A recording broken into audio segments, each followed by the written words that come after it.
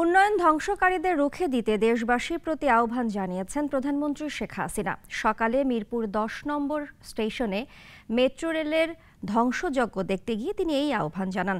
জনগণের কাছে নাশকতার বিচার দিয়ে দাবি পূরণ হওয়ার পরও কেন আন্দোলন, সেই প্রশ্ন রাখেন সরকার প্রধান। ফুয়াদ হোসেনের ক্যামেরায় আব্দুল্লাহ শফির প্রতিবেদন। স্বপ্নের মেট্রো রেল এখন দুঃস্বপ্নের গল্প। যা ভাবেনি কেউ তা এখন নিদারুণ, নির্মম, নিঠুর বাস্তবতা। Metro station Mirpur 10।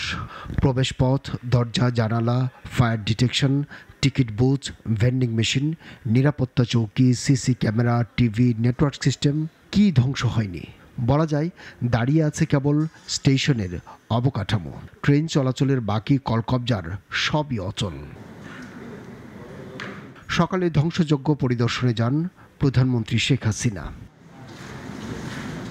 সাংবাদিকদের বলেন, বিশ্বাস হচ্ছে না যে জনগণের জন্য এসব করেছেন তারাই এসব ধ্বংস করেছে।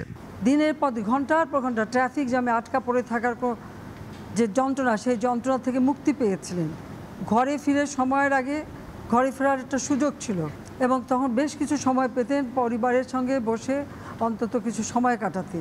এই মেট্রো রেলের উপর এত আক্রমণ কেন, এটাই আমার প্রশ্ন। বিচার দেন দেশবাসীর কাছে। দিন রাত অক্লান্ত পরিশ্রম করেছি। এই অ্যালাইনমেন্ট আমি পরিবর্তন করে এমনভাবে করে দিয়েছি যেন দ্রুত সময় হয় এবং সেইভাবেই এটা করা হয়েছে। তো যারা একটু আঘাত করলো, এই মেট্রো রেল এভাবে ভাঙচুর করলো, যারা যে প্রায় 2 লক্ষ 2.5 লক্ষ মানুষ চলাচল করতেন খুব অল্প সময়ের মধ্যে, এদেশের মানুষ কত খুশি ছিল।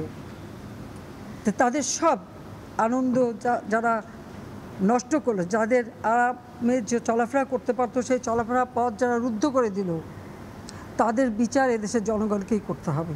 সরকারের নির্বাহী প্রধানের প্রশ্ন, সব দাবি মেনে নেওয়ার পরও কেন আন্দোলন চলমান? ওই 1 দফার পরে আসলো 4 দফা, তারপর আসলো 6 দফা, তারপর আসলো 8 দফা, তারপরে আবার 4 দফা, আবার ওই 4 দফাও হবে না, আরও 8 দফা।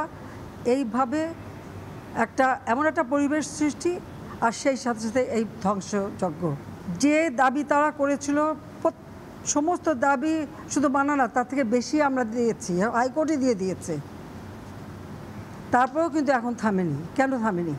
আমি দেশবাসীর কাছে সেটাই আমি বিচার চাই। 19 জুলাই বিকেল 3:15 থেকে রাত 8টা পর্যন্ত চলা নৈরাজ্যে মেট্রো রেলের পুরো ডিজিটাল ইলেকট্রনিক সিস্টেমকে ধ্বংস করে দেয় নাশকতাকারীরা। নৃশংসতাকারীদের হামলা কতটা ভয়াবহ এটি দেখলেই বোঝা যাচ্ছে।